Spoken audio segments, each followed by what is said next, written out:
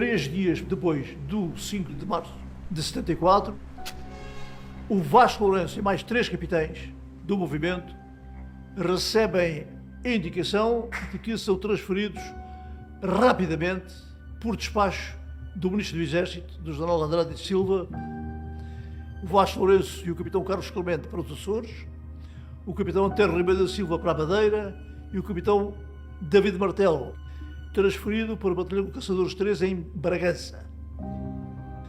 Era a primeira vez que havia oficiais do movimento transferidos só por pertencerem ao movimento. Nesse dia, convocámos uma reunião, imediatamente, em casa do Luís Macedo, ou melhor, do pai do Luís Macedo, que era brigadeiro e estava em Angola. E mal ele sonhava que o filho andava a fazer reuniões conspirativas na casa dele, ali junto ao cinema Alvalade. Na reunião que houve em casa do Macedo, eu e os outros dois, o Vasco, o Ribeiro e o Antero, não dizíamos nada, porque estavam a decidir o que é que nós deveríamos fazer. Se devíamos fugir e não ir, ou se devíamos ir.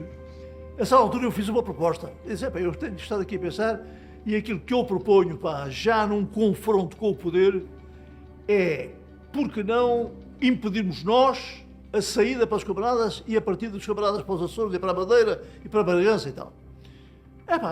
Como é que é isso? Temos, sequestramos os camaradas. Se eles não quiserem, se eles quiserem seguir para as ordens do Ministro do Exército, do Andrade e Silva, nós sequestramos os camaradas, não os deixamos partir. É a nossa ordem. Acabou por ser aprovada a minha proposta. Ficou realmente decidido que nós queríamos ir, mas eles não deixavam. E, portanto, iam-nos prender a casa. São designados ali os raptores. Eu lembro-me que o meu raptor seria o hotel. E eu sei que saí dali para o Estoril, sei lá, cheguei a casa, eram 3h30, 4 da manhã, digo à minha mulher com quem estava casado há menos de um ano, olha que eu não embarco, já não vou, e ela, a reação foi, nunca tive dúvidas de que não embarcava. Pronto, a mala está feita, às 8 horas tenho que estar fora de casa para ser raptado, não é? E eram aí umas 6 horas, toco ao telefone, acordo testemunhado, atendo o telefone, e eu ouço, daqui Sancho Osório, olha, é só para te dizer para saíres imediatamente de casa.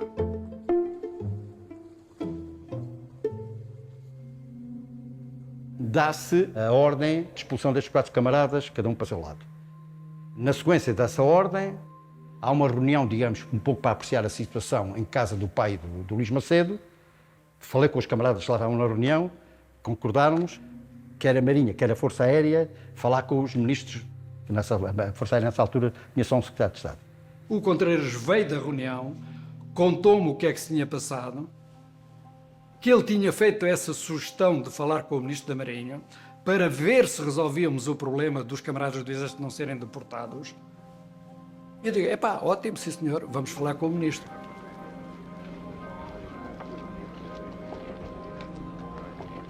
E o que é facto é que eu peguei no telefone às 2 da manhã para o Ministro da Marinha e passada aí 1 hora estava lá em casa dele.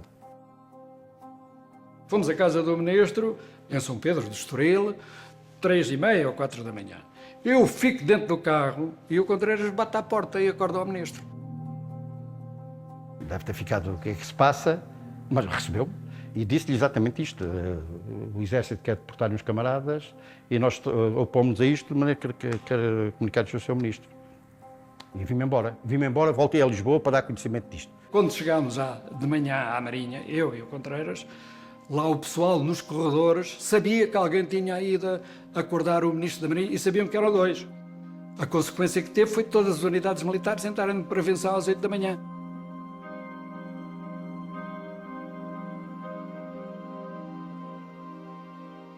A prevenção rigorosa é uma situação, em termos de segurança, que não era decretada aqui desde 1961 e que implica que as unidades fecham os portões e ficam a 100%. toda a gente que pertence à unidade vai para a unidade. Inclusivamente recolhem os oficiais que costumam pernoitar em casa ou estão de férias ou isso, é tudo recolhido e vai tudo para a unidade. Quando este alarme soa de que já há perseguição aos oficiais para os obrigar mesmo a embarcar para os Açores e para a Madeira, o Antero Ribeiro da Silva vai meter-se em casa para o Pinto Soares. Portanto, fica sequestrado para o Pinto Soares. O Carlos Clemente, às 6h30 da manhã, foi acordado pelo Fernando Almeida, tenente-coronel de Cavalaria 7, que lhe aparece em casa para lhe dizer para que tem que o acompanhar e vem com ele para a Cavalaria 7 e, portanto, arranca. E ele andou por ali para o Monsanto, não sei o quê, às voltas. Aí é que eu percebi que ia para a Cavalaria 7 e entrei. Perguntei ao meu tenente-coronel, posso ir tomar um café e tal. Entretanto, chega o tenente-coronel Fernando Almeida a dizer que o comandante quer falar comigo. E eu fui falar com ele, subi as escadas e pergunta-me o comandante, o coronel Romeira, o nosso capitão, sabe onde é que está o capitão Vasco Lourenço e o capitão Ribeiro da Silva? E eu, francamente, também não sabia. E disse que é verdade. Meu coronel, francamente, não sei onde é que eles estão.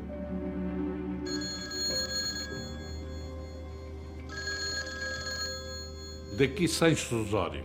É só para te dizer para saíres imediatamente de casa. Mas porquê? Deu bronca, aquela diligência dos camaradas da Marinha junto do Ministro, deu bronca e decretaram a situação de prevenção rigorosa em todas as Forças Armadas. E, portanto, sai imediatamente de casa.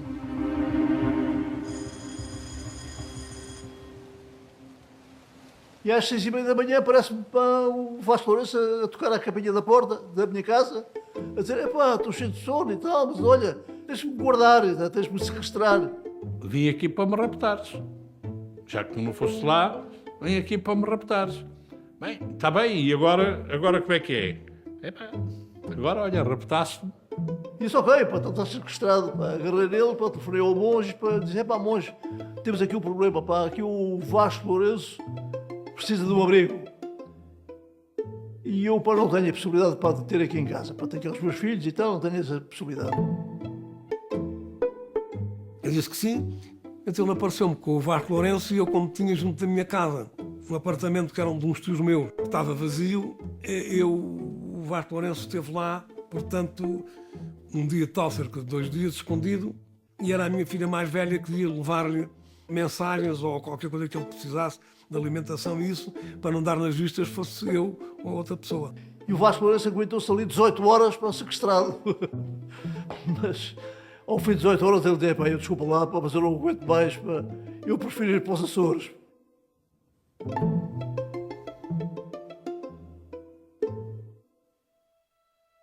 Por sua vez, David Martel vê a ordem de transferência revogada e mantém-se assim na Escola Central de Sargentos, em Águeda. Não é o caso de Vasco Lourenço e de Antero Ribeiro da Silva, que decidem entregar-se. A certa altura, reunimos em casa do Pinto Soares, analisamos a situação, fazem-se contactos e diz, pronto, nós já conseguimos atingir o objetivo que foi uma grande perturbação nisto e vamos entregar-nos. É o Pinto Soares que, em nome dos raptores, vai entregar os 3 raptados. Vou com o Vasco Lourenço e com o Antero, que o outro já tinha sido metido no avião, mete-nos no carro e deixa-nos à porta do quartel-general. Tocamos à campainha, pronto, e veio o oficial de dia, então, mas os senhores, ele viu o seu capitão, o que é que vem aqui fazer com estes senhores? Olha, diga-se, faz favor, você é que sabe a quem é que tem que dizer, está aqui um oficial do Exército que quer entregar 2 capitães que nós retivemos, em vez de serem seguidos por ordem expressa do Ministro para os Açores e Madeira.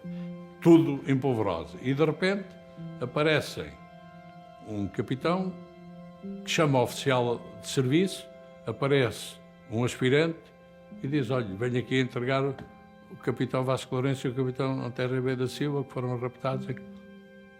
Calculam como é que aquele poder ficou.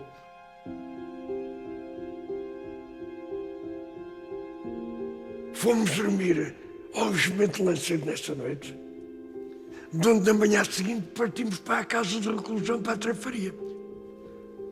Fomos encarados com alguma expectativa por parte dos militares de lá da própria casa de reclusão e trataram-nos, de facto, de uma diferença muito grande, e muito respeito e talvez um misto receio. E nós tivemos um leve de uma certa arrogância, convenhamos, demos uma certa arrogância, de peito às balas e tudo. Dormimos em quartos com porta aberta, comunicámos uns com o outro lá à vontade, podíamos conspirar à vontade lá dentro. Na primeira manhã, portanto, depois da primeira noite que lá dormimos, estamos os três a falar e chegou um tenente da guarnição, que nós sabíamos que eram todos com ligações ao APIDO, à Legião Portuguesa e tal. Chega um tenente que diz, bom dia, não sei o quê, e aquilo ali, em março, aquilo é frio, úmido. E ele diz, vocês capitães, tiveram frio, vejam lá se precisam mais de uma manta, se precisarem mais de uma manta, eu arranjo mais uma manta para dormirem melhor. Não. E eu olhei para ele e digo assim, ouça lá, vocês estão mesmo à rasquinha, não estão? Oh, mas não estou a perceber porque é que está a dizer isto. Tá, este cuidado todo connosco, a tratar-nos nas palminhas, mais uma manta, não sei o quê. Vocês estão mesmo à rasquinha. Vasco Lourenço só ia recomendando ao homem que nos via vigiando, que o militar dizia, olha, guarda esta cama que o ministro José está de vir dormir para aqui. Dizia ao Vasco Lourenço. Eu fiz-lhe assim, dei-me uma palmadinha nas costas e digo, epá, você não tenha problemas. Eu só vim aqui fazer uma coisa. Foi escolher a cama onde o ministro se vai deitar. A aparente postura confiante de Vasco Lourenço não esconde a apreensão e incerteza geradas dentro do movimento. A 10 de março, Otelo, emocionado, envia uma circular a relatar o sucedido. 3 dias depois, militares da Marinha emitem um manifesto de solidariedade com os oficiais detidos e transferidos. Tinha 150 assinaturas. A transferência compulsiva dos 3 oficiais é um golpe duro para a conspiração. E, ao mesmo tempo, é um primeiro ato de punição por parte do regime. Mas Marcelo Caetano não ficaria por aqui. Obtido o apoio da Assembleia Nacional, chegou a vez das chefias militares manifestarem o seu apoio incondicional ao Presidente do Conselho e à sua política ultramarina.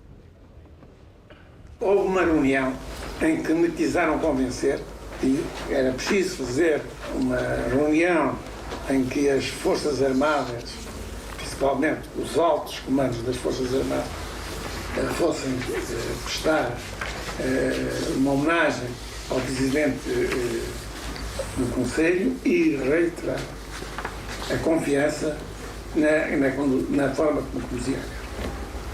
O Ministro da Marinha dizia, mas isto é preciso, porque senão a condução da guerra não se pode fazer e tal. E eu disse, a condução da guerra não se pode fazer porque nós não podemos resolver o problema da guerra para a guerra.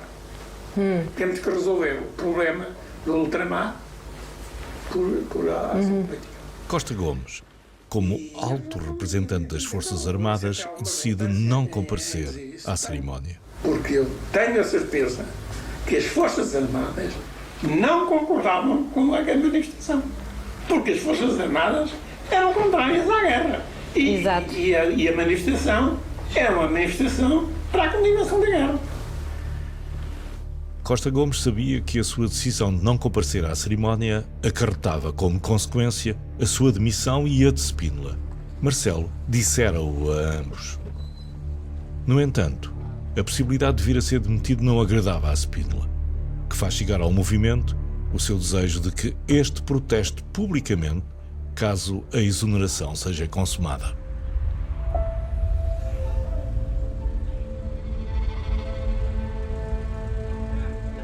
No dia 11 de março de 74, quando o General Spínola manda ao meu encontro o seu ajudante de campo, o António Ramos, dizendo das preocupações do general sobre a brigada de Romádia que se aproxima para quinta-feira, dia 14, À tarde eu estou na Academia Militar e está lá o Coronel Casanova Ferreira, já vindo da Guiné, vem-me e tal, pá, cada abraço, pá, eu quero entrar no movimento, pá, como é que isso está, pá, e tal, pergunta-me notícias do movimento, eu digo-lhe que posso e digo, olha, mas ainda agora, pá, estive a almoçar, pá, com o António Ramos. O António Ramos trazia-me a preocupação do jornal agora, para quinta-feira próxima, dia 14, pá, com a Brigada Romântico, pá, são os jornais todos, os almirantes, pá, não está a par disso, mas vão prestar vassalagem ao Marcelo Caetano, pá, em São Bento, na Assembleia Nacional. E ele pedia-nos ou perguntava-nos se era possível fazer alguma coisa para impedir essa brigada de romântico, que é o argumento final de que o Marcelo se vai servir para os dois jornais. E o Casanova Ferreira, pá, diz-me só, pá, nem pensar nisso, pá, não, pá. Então o jornal é que vai dizer, pá, o que é que nós vamos fazer, pá, não, pá, não penses nisso, pá, não senhor, pá, nós é que vamos para tomar conta da situação, então. Queres que eu intervenha, pá, posso atuar? O que é que tu queres? O que é que tu queres fazer? Convoca aí a malta todas das escolas práticas, infantaria, artilharia, cavalaria, pá, engenharia, transmissões, pá, o que quiseres. Eu tenho uma casa, pá, ali aqui nos Arredados, ali perto de Sintra, pá, convida-os para lá e vamos para fazer uma reunião, pá, para dizer aos camaradas o que é possível fazer, o que é que vamos fazer.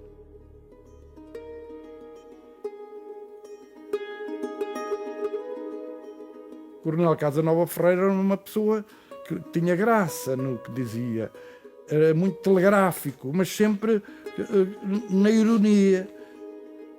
Ele chamava-se a si próprio Luizinho. Já estou a ver o Luizinho a desfilar por ali abaixo até à Praça do Comércio e a polícia a largar os cães, pá, e os virem os cães morder, rasgar-me o uniforme número 1. Eu não alinho nisso, foi perentório. Reunimos e tal na casa do Casanova em Algueirão.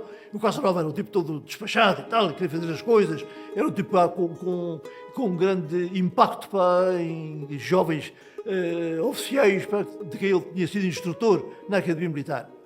E ele expõe-lhe rapidamente uma possibilidade de avançarmos para uma ação militar. Uma ação militar, as escolas práticas pá, estão mobilizadas, vamos para isto, pá, fazemos aqui, pá, tal. Era uma intentona. Foi marcada uma reunião no dia 12, que era uma reunião, digamos, de convergência, de concentração das diversas forças. E havia aí, entre mim e o Otelo, havia uma diferença que tem um bocado que ver de ele ser oficial de artilharia e eu de cavalaria. Eu dizia que para fazermos o golpe não precisávamos de muitas forças, precisávamos fundamentalmente das escolas práticas. E o Otelo dizia que precisávamos de mais gente e que era muito importante termos os paraquedistas. E eu dizia-lhe, não podes contar com os paraquedistas, e também sabia que os paraquedistas não prendem o seu comandante. Mas de qualquer maneira, disse o Otelo, arranja lá uma maneira de fazermos isso com os paraquedistas.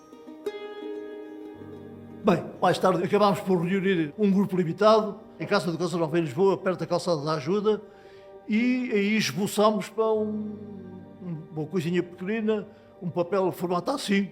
O que é que se fazia? As unidades, o que é que faziam? A unidade A vai para o sítio tal, a B para ali, para tal. Enfim, houve ali uma distribuição rápida para as unidades. E eu, com esse papelinho na mão, fui a Santarém para cativar a Escola Prática de Cavalaria de Santarém, no dia 13, para uma ação a arrebentar na noite de 13 para 14 de março. Nós, no dia 13, recebemos uma chamada do Otelo, dizendo-nos que precisava de uma reunião urgente em Santarém, num sítio, enfim, recatado, para podermos ter uma conversa muito sigilosa. O Otelo trazia uma folha de papel onde estava uma ordem de operações para o que se ia desenvolver e nós ficámos um bocado estupefatos com aquilo. O Otelo, isto não é assim que se faz, não é assim, a gente está há tantos meses a trabalhar uma coisa como deve ser, não é para amanhã que vamos fazer isso. Nós alertámos em tempo oportuno que a escola prática fosse avisada com 2 dias de antecedência, pelo menos. Temos que carregar as munições que levam um bom par de horas. Temos de denunciar as viaturas. Isto não se faz assim em 10 minutos, como vocês pretendem querer nessa folha de papel. Não consigo o apoio para a Escola Prática de Cavalaria, que se recusa terminantemente a participar numa aventura, e para mim também é. Eu peço então o apoio deles para que os paraquedistas possam vir a ter comigo ainda nesse dia à tarde, após o almoço, eu vou almoçar ao Almeirim com o Alferes Geraldes, da Comissão Coordenadora Executiva que me acompanha. Acabamos por reunir para o meu carro, eu, o Geraldes e mais 3 paraquedistas. E então eu explico-lhes a situação, eles põem sérias reservas também, não estão dispostos a participar. São uma força muito organizada, muito disciplinada e tal, e aquilo cheira-lhes a aventura. E eu fico satisfeito com isso. Disse, isto é ótimo, pá, pelo menos estes não participam. Pode ser que isto convença o Casanova para não fazermos, de facto, esta aventura. Combinamos, no entanto, para dizer, mas de qualquer forma é bem importante que um de vocês pudesse comparecer hoje, às 6 da tarde, para no dar fundo, para fazermos essa reunião. E pronto, e assim acontece. Arranco com os Geraldes, às 6 da tarde, para no dar fundo, e aparece em representação dos paraquedistas e da Escola Prática de Cavalaria, mandatado para isso pela Escola Prática, o capitão Avelar de Sousa, paraquedista. Nem precisei de dizer que não alinhava. Eles é que viram que aquilo não tinha pés na cabeça. Eu não precisei dizer que não alinhava. E o Casanova Ferreira dizer, está bem, pronto, ok. Casanova concorda, e eu fico aliviadíssimo. Quer dizer, depois de eles dizer que aquilo não tinha pés na cabeça e que éramos indivíduos supostos ser responsáveis e competentes, e dizerem sim senhora, eu disse, para não ficarem no vazio, nós organizamos um plano e apresentamos o plano. Quanto tempo é que precisam? Se 10 dias chega. E ficamos assim. Ficava assim suspensa a ação militar. E no dia seguinte, então, no Palácio de São Bento, juntaram-se os oficiais generais dos 3 ramos das Forças Armadas numa cerimónia na qual prestaram vassalagem a Marcelo Caetano e prometeram defender a sua política ultramarina de continuação da guerra. Ficaram conhecidos por Brigada do Reumático. Senhor Presidente do Conselho, as Forças Armadas não fazem política, mas é seu imperioso dever, e também da nossa ética, cumprir a missão que nos for determinada pelo Governo legalmente constituído. Senhores oficiais generais, o chefe do Governo recebe, aceita a vossa afirmação de lealdade e disciplina. O país está seguro de que conta com as suas Forças Armadas e em todos os escalões destas não poderão restar dúvidas acerca da atitude dos seus comandos. Pois vamos então continuar, cada um na sua esfera, dentro de um pensamento comum, trabalhar a bem da nação.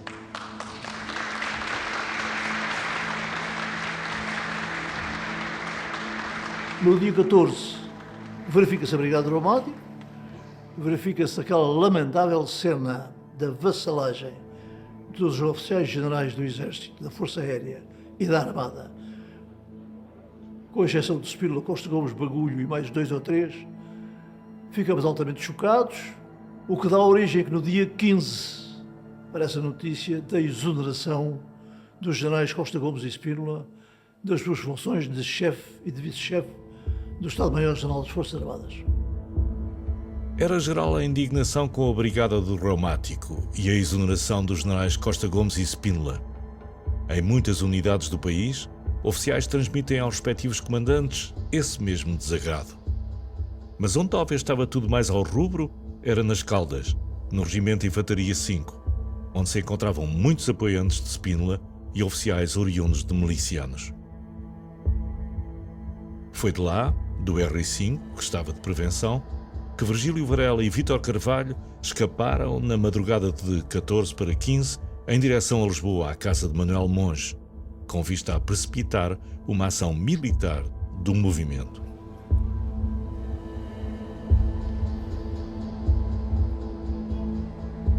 Nós estamos em minha casa.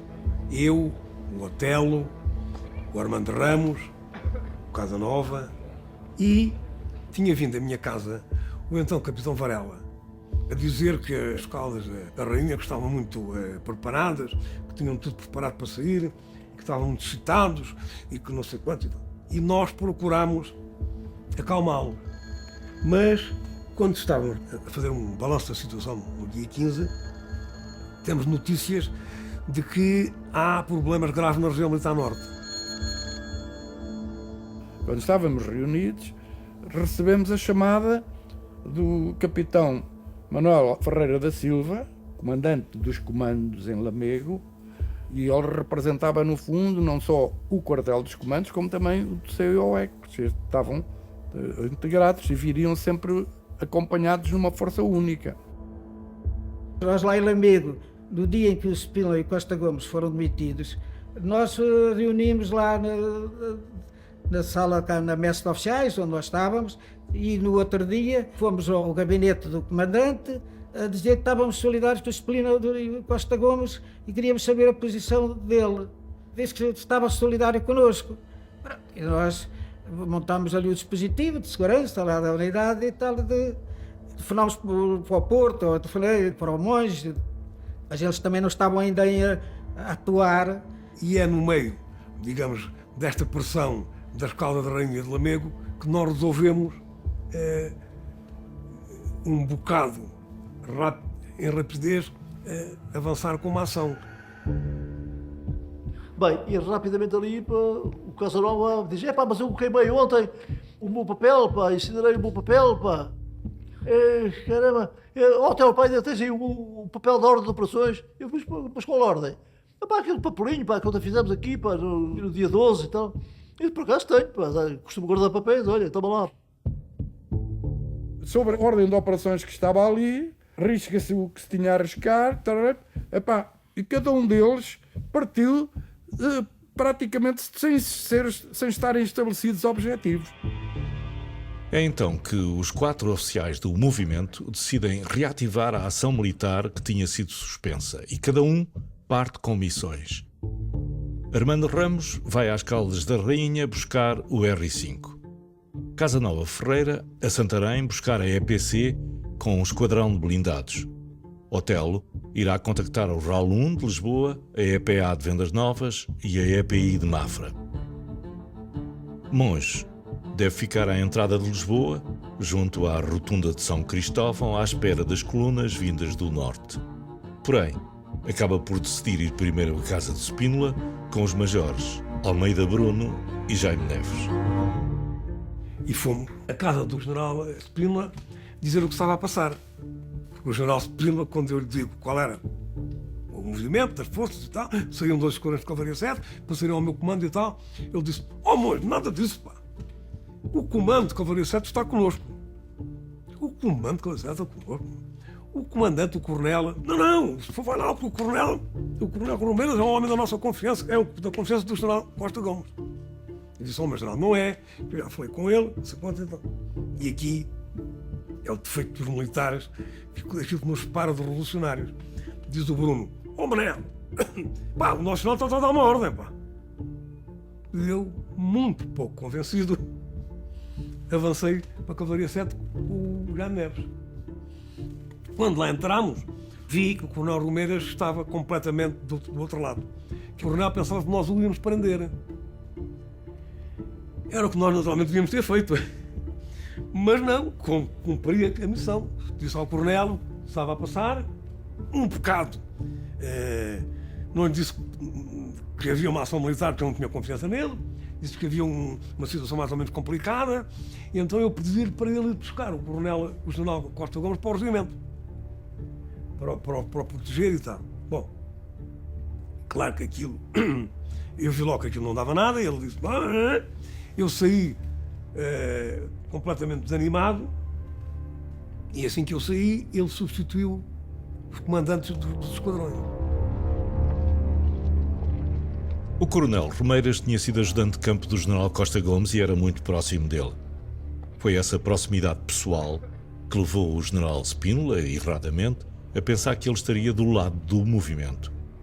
A verdade é que após a saída dos capitães, O comandante Romeiras liga de imediato para o Ministério do Exército e denuncia a passagem de monges pelo seu regimento.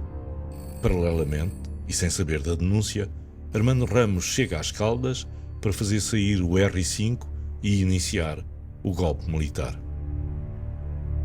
Quando eu chego às Caldas da Rainha, há gente que esteve presente na reunião de Dafundo que ficaram surpreendidos, porque então a revolução está suspensa. E agora aparece este a dizer o contrário, que vamos voltar à ação, mas o que é que se passou?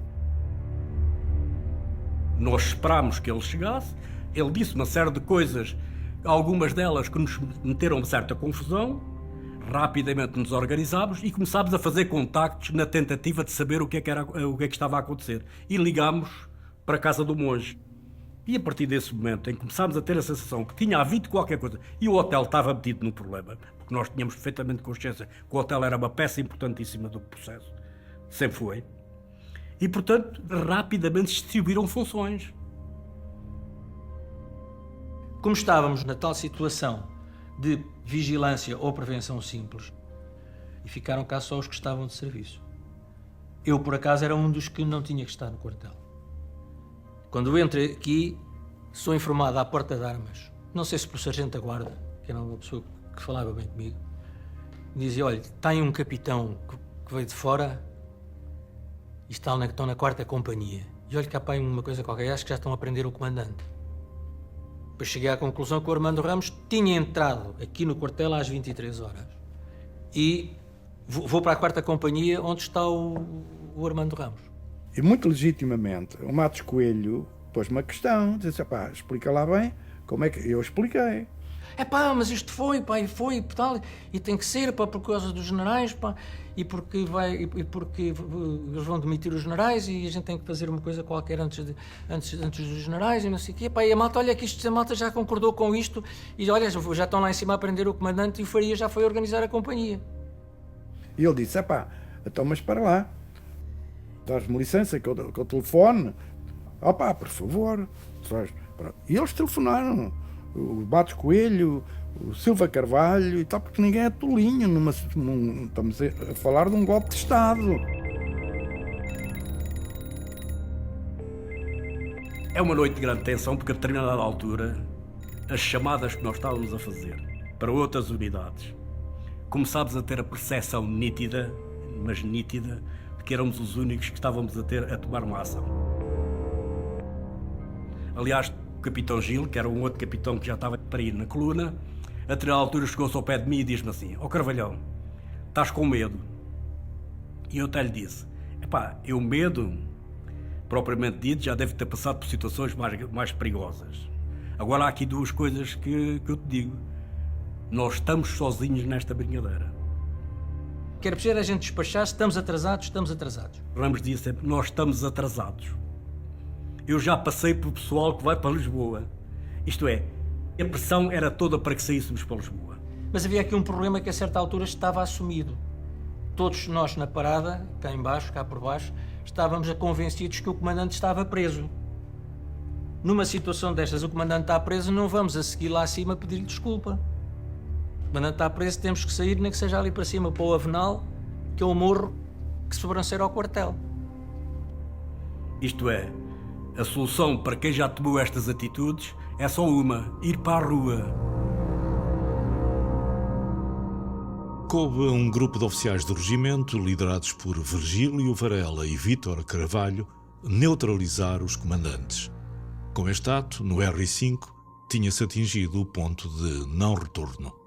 Naquele momento, não havia ainda nenhuma confirmação de outras unidades prontas para avançar para o golpe.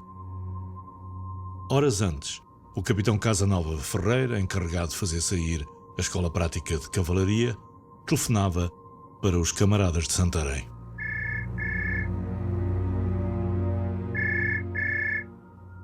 Como estávamos vigiados para PID, nós tínhamos uma certa terminologia para marcar encontros. E havia uma graduação de encontros.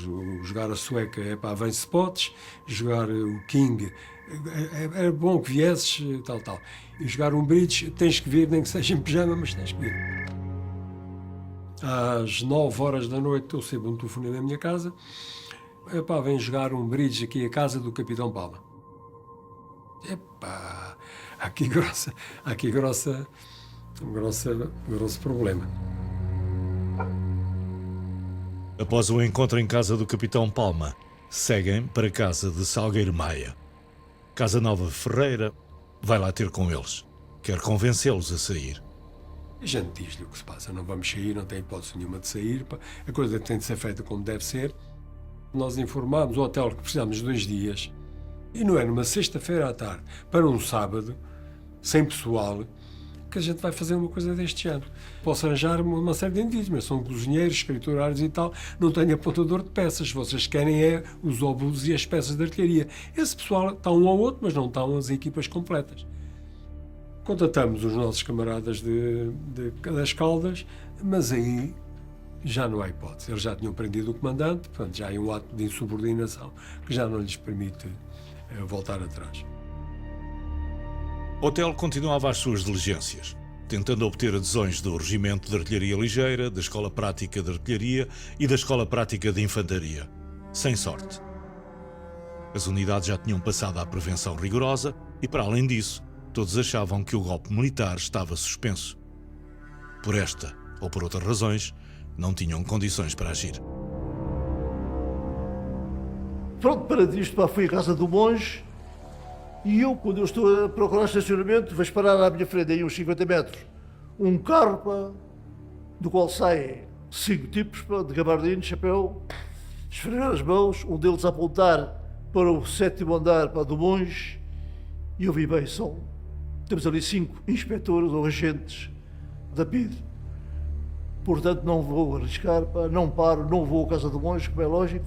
Prossegui a viagem, fui para a bomba da Sacor, ali da Rotunda da Encarnação, à espera da coluna das Caldas.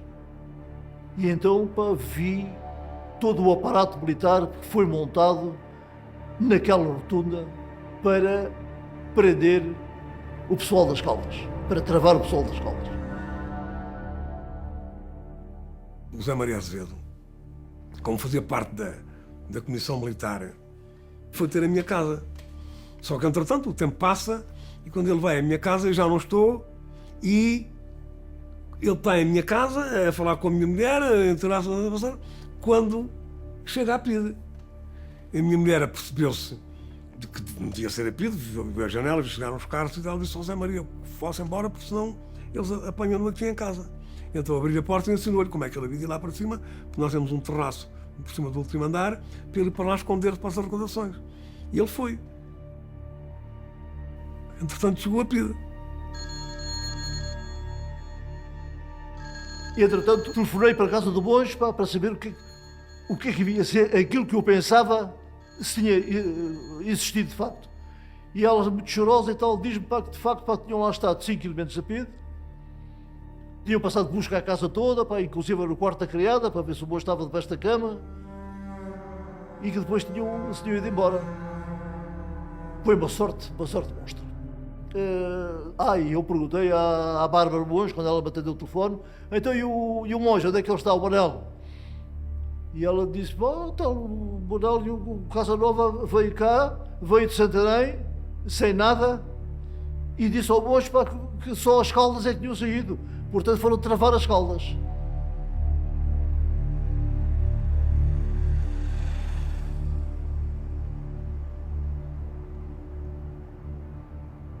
Decidiu-se, vamos sair mesmo. Foi dada a ordem de embarcar e a companhia saiu. Não houve nenhuma oposição de ninguém. E sobre esse momento, claro, passaram uma série de coisas na minha cabeça. Eu tinha uma filha que ainda não tinha 1 ano. Tinha a mulher, tínhamos casado no ano anterior. E a minha perspectiva era esta, o que é que vai ser? Não é de mim, porque a mim está resolvido. Estou preso. Agora, o que é que vai ser da minha família, a determinada altura eu disse assim, isto está resolvido. O meu pai ajuda a família, os pais da minha mulher também dão ajuda. Vamos pensar. Depois logo se vê. Portanto, saímos. Fomos pela estrada antiga, não havia autoestradas nessa altura, fomos pela Ota, Espinheira, Ota, Alenquer, Vila Franca. Aí é que entramos depois então na autoestrada fomos até à ponte do Rio Trancão. Já se viam as luzes em Lisboa e de repente a coluna parou. Ficámos à espera a ver se alguém dizia porque é que a coluna parou. Eu, que vou na viatura das transmissões e que estava perto do capitão Faria, apercebo-me da chegada do capitão Gil, que vem dizer que está ali o Monge e o Casanova, estão a dizer que mais ninguém saiu, estão a dizer que há forças ligadas ao governo à entrada de Lisboa para a gente recolher, para a gente voltar às Caldas. O Casanova tinha ido para Santarém, o hotel tinha ido para Mafra e não tinha sido possível que as escolas práticas, como nós pretendíamos, se movimentassem. Nós, pronto, dissemos que a única hipótese à unidade era voltar para o seu regimento. Mas o pedido de Monge e de Casanova Ferreira não foi bem acolhido por alguns oficiais da coluna, em particular pelo capitão Armando Ramos. Eu disse que, na minha opinião, se nós ocuparmos o aeroporto, defendemos-nos ali, podemos lá estar um dia ou dois, há lá restaurantes, há lá comida, há lá onde dormir, há lá tudo, Portanto, as outras unidades começam a saltar. E dizem-me eles, mas tu podes conseguir isso nas Caldas, isolando as Caldas dessa forma. Pronto, e eu, sim senhora, então vamos tomar uma refeição quente, mudar de roupa, não é? e cumprir essa missão. Eles não queriam, houve ali uma certa tensão, mas lá os convencemos e fizeram meia volta e regressaram ao regimento das Caldas da Rainha.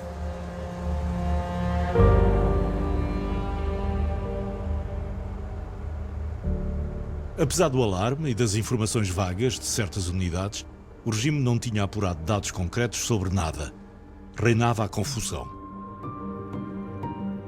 Horas antes, pelas 3 da madrugada, Marcelo Caetano dirigiu-se para o quartel-general da 1ª Região Aérea, em Monsanto.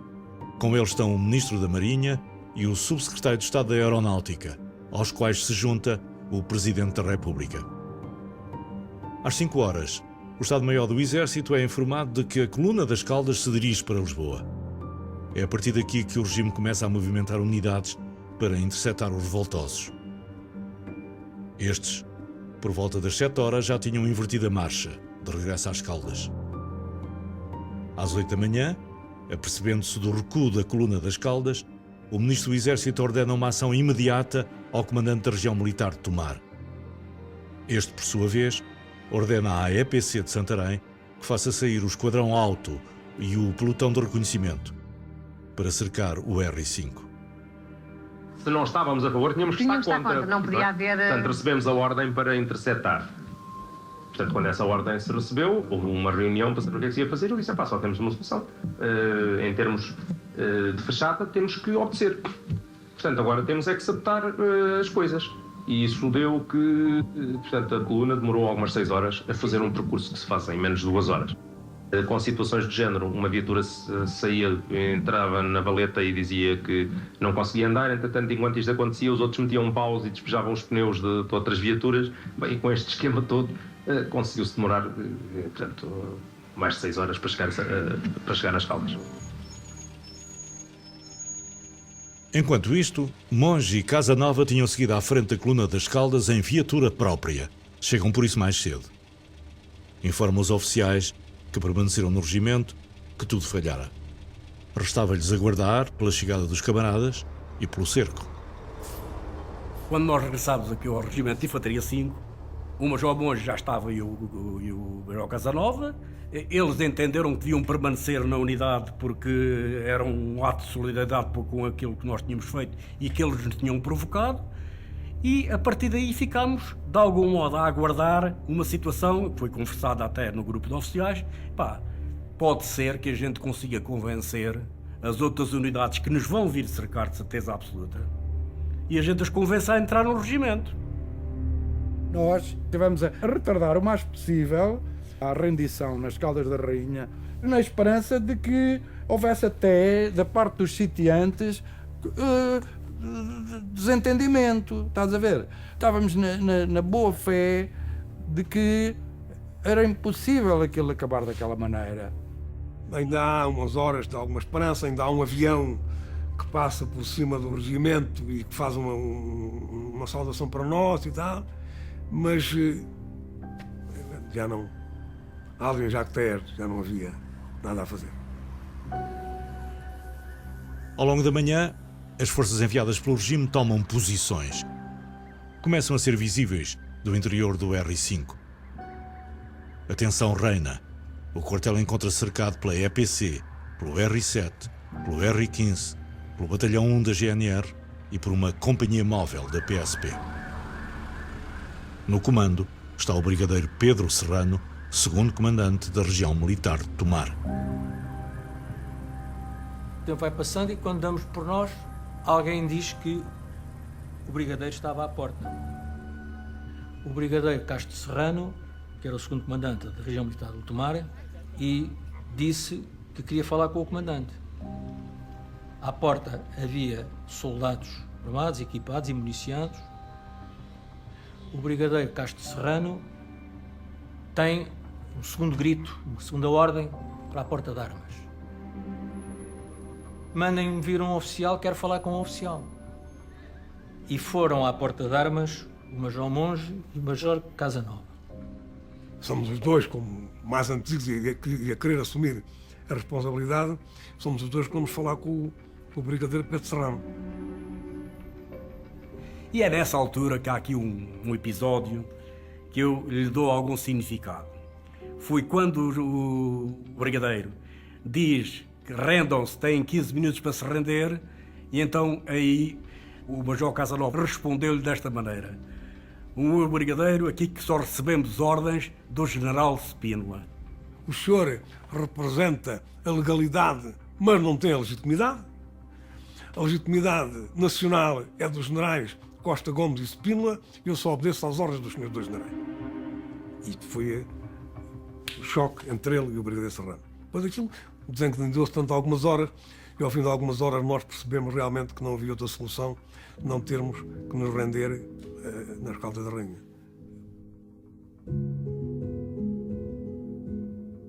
Terminava assim a sublevação do R5 das Caldas da Rainha. Cerca de 200 oficiais são detidos e interrogados. A maior parte é transportada para Lisboa, enquanto que um grupo dos considerados mentores da revolta é levado para a Trafaria. Reina a ordem em todo o país, garante o governo em comunicado publicado nas primeiras páginas dos jornais do dia seguinte.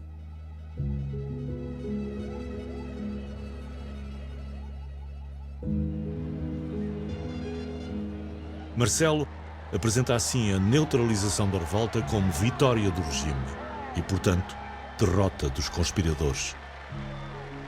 Muitos elementos do movimento ficaram, na verdade, abalados, entre eles o próprio Vasco Lourenço, que já se encontra em Ponta Delgada, para onde foi transferido. Cambada de idiotas, cambada de incompetentes, faltei lá, só fizeram a asneira. Foi os comentários que eu fiz. Epá, eu sou descansado e eu passo ali 3, 4, 5 dias em que, de facto, eu digo, bom, isto foi tudo ao ar. E agora vamos ter que refazer tudo e sei lá como. É quando o Melo todos depois chega e me descansa e dizem, não pá, isto continua tudo, está tudo a continuar. Eles não sabem que o sonho é uma constante da vida, tão concreta e definida como outra coisa qualquer. Como esta pedra cinzenta em que me sento e descanso, como este ribeiro manso em serenos sobressaltos, como estes pinheiros altos que em verde e ouro se agita, como esta